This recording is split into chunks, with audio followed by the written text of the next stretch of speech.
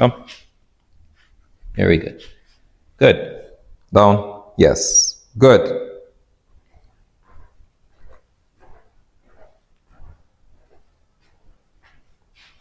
Yes. Very good. Yes. Good. Good. So she stayed down. I enforced with good. Yes. Yes. Good. And free. Yes. Very good. Hi. So this is 4 weeks update on how things are progressing with sèmera, on how far we have come. So as you know, the standard program that I run is 6 weeks, right? But I tried to get us to do as much as we can within the 4 weeks. When it comes to her potty training, I think at this point, she understands how to poo and pee on the mats. But consistency wise, I would give her about 70%, which is not bad, at this pace. So if you continue with her the way I advise, I think she'll get to about 85, 90% in a very short period of time.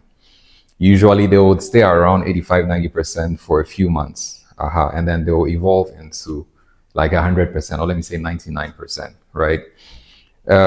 So what you want to usually do is make sure that she's created day and night, and she's only released at regular intervals. So she's released in the morning for, let's say, 1 hour, and then early in the evening also for about 1 hour. So in the morning when she comes out, the first thing she does is she goes to poo and pee. So you want to make sure that her mat is in an area where she can see, preferably not far from her crate, so that when she comes from her crate, she knows that, oh, my mat is right there, goes up to her mat to do her business. Okay. Now, whenever she comes home, the first time that you want her to do her business, you just literally have to walk to where the mat is and wait for her to do her business. If you just leave her in the room and walk out, then you're prepping her to make her first mistake after coming home, and that's going to lead to several more mistakes. So in order to avoid that completely and start on a good note, the first couple of days, please, when she comes out of the crates, just walk straight to her mat and just stand and wait. If she's giving you her attention, just ignore her and wait. She'll go on her mat, she'll do her business. And then afterwards, you can leave her alone, or you can spend time with her if you want to do that. So you do that mornings and then evenings. So after she poos and pees, she can run around for maybe an hour, and then you put her back in there. Okay, if you're around during midday, then I recommend you let her out at midday. So usually the earlier you let her out midday towards evening, the better. So if you can do 3 times a day, once in the morning, once midday, and then once in the evening, fine. Otherwise, if you can only do morning and evening, then when it comes to evening, the earlier the better. If you can get her at the early hours of evening, around 4 p.m., the better, so that her chances of making mistakes are much lower. Now, the thing is, after that 4 p.m., when she eats, she might poo and pee again, right, before she calls it a night. So usually you should anticipate the third poo and pee. So you put her in her crate after she's done that one. And then when you leave her all through the night, in the morning, you're not likely to find any poo or pee in her crate. So yeah, pretty much that's that for her potty training. So when it comes to her structure training, our one-on-ones are getting much better. Now she's a lot more focused and a lot more collected, right? And when she came here, I must say, she was terrified. She was terrified. If she's in her crate and you even come to the crate, as soon as you enter the room, she starts to scream like she's afraid. When you come close to the door, she starts to scream like she's afraid and all that. She went through that for a good portion of the first week here. It got better. And then the following week, it was, cropping up again, and then it finally fizzled out. So now I think she's been able to get over that, which is good. Her confidence is much better. Her confidence playing with the other dogs is also good now. She doesn't hide in her own corner. She's also rambunctious like the rest of them when it's time to be. When it came to practicing structure at first, she was giddy and jittery a lot, and I think she's also worked through that and developed some level of composure and calmness. So we've been able to work on her sit command and her down command and her come. and some more. So I'll demonstrate, the little extra that we've been able to do as well. So come. Yes, very good. So in that simple call, the important thing that I want you to note is the marker, which is yes, right? I think you mentioned something about having experience training dogs. I don't know what approach you use, but you know that when you train dogs, you use a clicker to train them. And the replacement for the clicker is the word yes. So the marking of the behavior the moment the dog does it is what helps the dog to learn faster and to make the connection so that they can respond quickly to your commands more and more. So when I say come and then she just makes the first step to come, I mark yes, that exact moment, because that's the exact moment when she responds. And then when she gets here, she gets the reward. Come, yes, very good. And it looks something like that. So usually with her call, I use come and I also use her name so that she gets used to her name more and more. So, sèmera, yes, very good. So same thing with the name. When she starts to move, that's the moment that I mark and reward. Okay. So I'll just repeat that again. Sèmera, yes, very good. Now with the pooches, it's easy to motivate them even when they are distracted. All you need to do is show them your hand, even when you don't have a treat in it, though they might believe that you have a treat in it. But of course, when she comes home, you have to continue with treats, right? I always recommend you do treats with your dog for about 3-4 months straight before you start to work with your dog without treats. But then even without treats, you always give one at the end. So even when there's no treat in your hand, if you want to motivate her, when you call her name, sèmera, show her your hand. Yes. And then she gets here. And then now you can take the treat from the other hand and reward. Yes. Very good. So that is just to demonstrate the moment you mark. And then also, of course, demonstrate her response to her name and the come command. And then so with her sit, come. Good. Sit. Yes. Very good. So with her sit, I mean, this for me was a huge achievement, because for her to just sit and be calm, not, be jumpy and everything, and be sitting and be shifting backwards while she's sitting, shifting this way and shifting that way because she's wondering, is the tree coming from here or is the tree coming from here? That was like a major win, right? So with her sit, I usually just call her first of all in front of me and then use the hand to guide her where I want her to be. Come, sit. And whenever I ask her to sit, I make sure I take the treat away, ask her to sit. And when she sits, yes, I mark, I click yes, the moment her bum touches the floor. And then she gets the treat. And then I free her. Free, yes. So the free command is another important command that you apply with her. Because when she stays, when you let her stay, it's the free command you use to break her free. So whenever you are even doing a sit, you break her free with a free. You're down, you break her free with a free, so that she gets used to also hearing the free command and understanding what it means clearly. So I like to practice the sit face to face and also side by side, because sometimes you're walking together and you come to a stop, so you want her to sit. Yes, very good. So you want this kind of relationship as well. So you have your face to face, but you also have your side by side where we're both facing you now. And free. Yes, very good. So usually with a side-by-side relationship, I'll try it on both sides. So I'll also do on the left side. Come. Yes. Yes. Yes. Good. Sit. Yes. Very good. So I'll mark and then reward. So you want this relationship as well on the left side as well. And then I'll free her. Free. Very good. Okay. So the next thing is practicing her downs, right? So with her downs, again, I'll call her face to face first. Come. Good. And then usually, you see, when I call her and she comes, I take the treat away. Naturally, I use my hand to guide her. Come this way. And then when she sits, then I stand up and take it away. Sit. Yes. So when she sits, it's easy for me to have her right where I want her and ask her to go down. Yes. Very good. And then as you saw, when I ask her to go down and I point down, when she hesitates, I don't repeat myself. I just look at her and wait. And I allow her to think through it and respond. Free. Yes, very good. So that's how that works, okay? So I do face to face and I also do it on the sides. So we'll do that again. Come.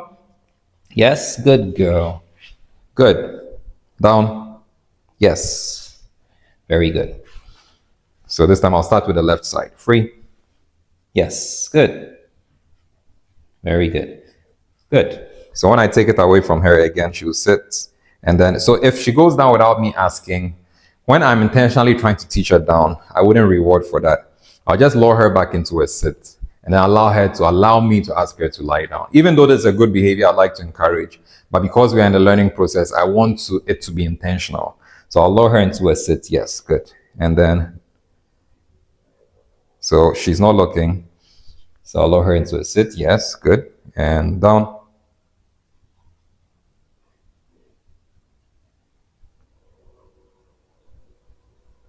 Yes, very good.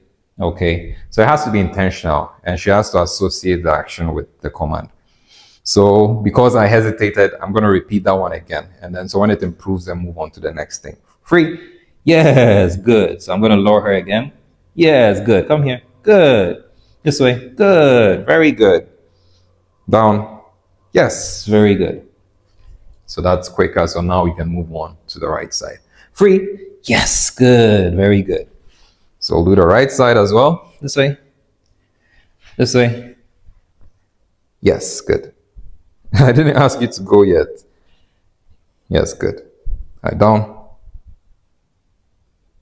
Yes, very good. And free. Very good. So again, because of the hesitation the first time, I'll repeat it again to get a quicker response before moving on. This way. Yes. No. I didn't ask you to go. Yes, good. Down. Yes, very good. So this was quicker. So now we can move on. Free. Yes, very good. So the next thing is her sit command from when she's lying down. So when she's lying down like that, and I want her to sit, and I say sit, she is not motivated because she's very comfortable in the down position. So she needs a bit of motivation. So what I do is I'll hold the treat above her head. Sit. Yes. So when I need extra motivation, I lower it a little bit. Yes. And then as soon as she sits, I mark and reward. Free. Very good. So we'll do that again. Come. Let me get her right in front of me. Down. Yes. Good. Very good. And sit.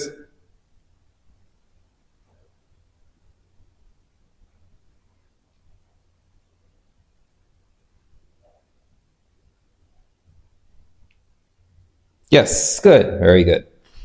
Very good. And free. Very good. So we'll do it again because always you want to get it to a point where you get the quickest response before you move on. So we'll do another one. Come. Good.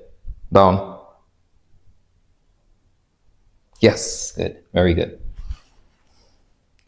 Sit. Yes. Good. Very good. So we're almost there. Free. Yes. Very good. So I'm going to do one more. Good. Down. Yes. Good. Sit. Yes. Good. Very good. And then now we can move on. Free. So side by side this time. Sit. Good. Down. Yes. Good. Sit. Yes. Good. That was quick. So now we can move on to the other side. Free. Good. This way. Good. This way. Good. Down. Yes. Good. Very good.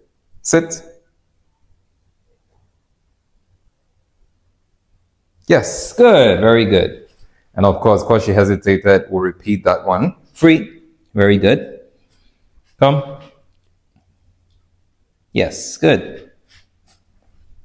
Down. Yes. Very good. Sit. Yes. Good. Free. Yes. Very good. Okay. So that was also quick. So we've moved on. So next thing to now practice is her stay. Of course, indirectly, we've already been practicing that because each time she sits, she stays. And the idea for the stay is that it's not an audible command. It's a silent command. If I say sit, then you should sit and just stay there. If I say lie down, you should lie down and just stay there. I don't have to say sit and then I'll say stay. I just have to say sit. So that's how I try to teach the dog to reason and understand. So instead of saying stay, when I want to move away from the dog, for example, and I want the dog to stay, I'll just enforce the behavior by saying good. So good becomes a word associated with everything that I want the dog to keep doing, and it begins to understand it from a very early stage. But if I say stay before I leave, and I'm also using good to enforce good behavior, the dog has two different things to learn. And if you look at the meanings, one of them is just the waste, which is like the stay word. So with the stay, I usually like to practice it from the down position, which is more comfortable for them. And because it's comfortable and they get used to it, after a while, I intentionally practice it from the sit position just to teach structure. Because if you're comfortable in a down, then I intentionally want you to rather sit. So that when I leave you, I know that you are really controlling your edge to lie down. So it means that you are really responding to me and really listening. So I'll intentionally start with the easy one, which is the down. Come. Good. Down. Yes. Good. So I can say yes, good, and stay here. I can say yes, good, and then walk away. And when I walk away to any point and she's still there, I'll mark and say good. So when she makes a mistake like this, which is okay, especially the first time you attempt it, then all you do to correct it is you say no the moment she makes the mistake. So because I had to explain, I missed that opportunity. But that moment I should say no, and then bring her back, lower her back to the same spot, very important, same, facing the same direction, and then down, same action. Yes, good. Enforce again, and walk away. And then mark, yes. No. So I'm going to take her back again. Down. Yes, good. Enforce, walk away. And when I turn her, she's still there. Yes. And then now I'll come and then reward her. Yes. But if she gets up before the reward, I stop. And when she corrects herself, yes, then I go down and reward. So when I do it once, free, I free her. So that she gets it. She gets that that's what we're doing. Then I repeat. So when I repeat, I'm likely to get a better result now that she understands. So I'll lower her again. Good girl. Down.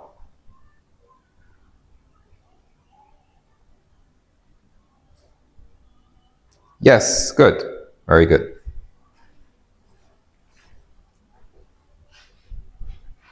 Yes, very good. So whenever she does that, I stop and ignore her and wait for her to correct herself. And if she does this, no, I take her back and we start again. Down. Yes, good. Very good. So good is the word to enforce the behavior. Yes, then you mark. Yes. And then, of course, I mark before I reward. Yes, very good. And as I said, if she gets up, I stop until she corrects herself. Free. Yes, very good. Good. So we're going to try a third time. So come. Good. Down. Yes. Good. Very good.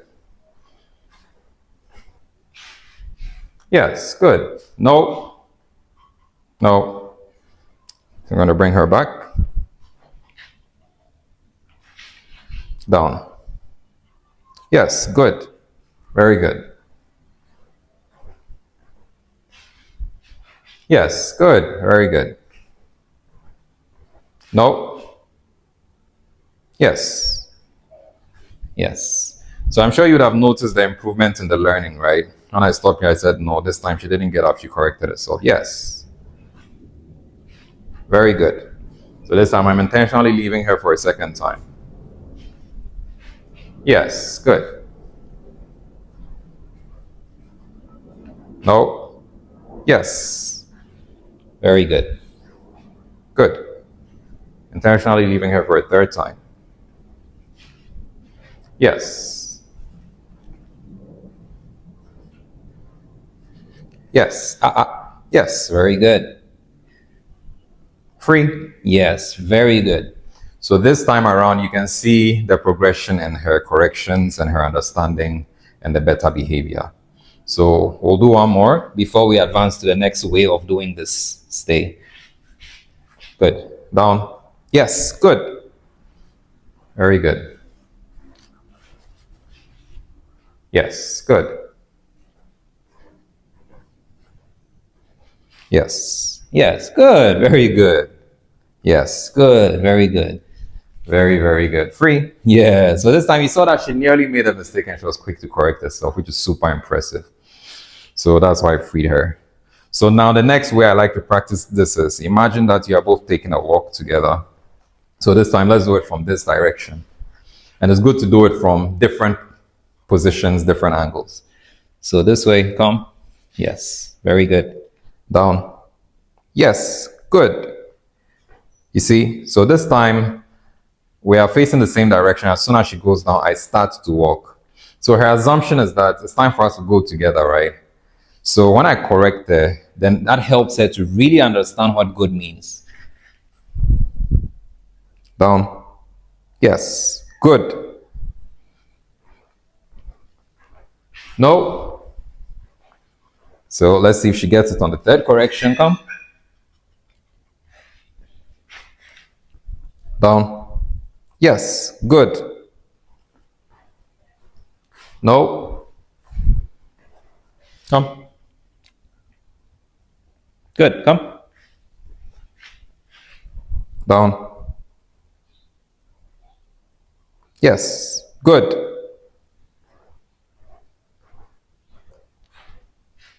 Yes.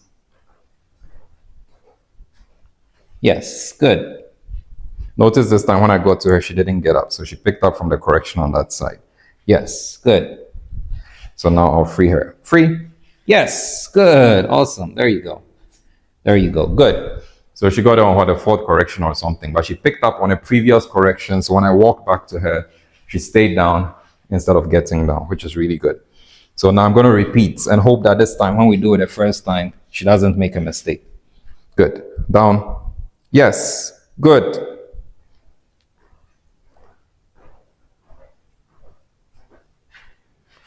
Yes. Very good. Yes. Oh, yes. Very good. Very good. Good. Intentionally going to leave her for a second time. Yes. Good.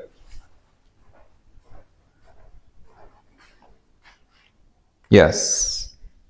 Good. And intentionally a third time. I'm hoping that this third time when I go to her, she will not get up like the previous two. Yes. Yes. Very good. Very good. Free. Yes. Good. Good. So this second time was a huge improvement as compared to the first. So we're going to do one more. Come. Good girl. Very good. Come this way. So this time, let's do it on the left side. Come. Very good. Good. Down. Yes. Good.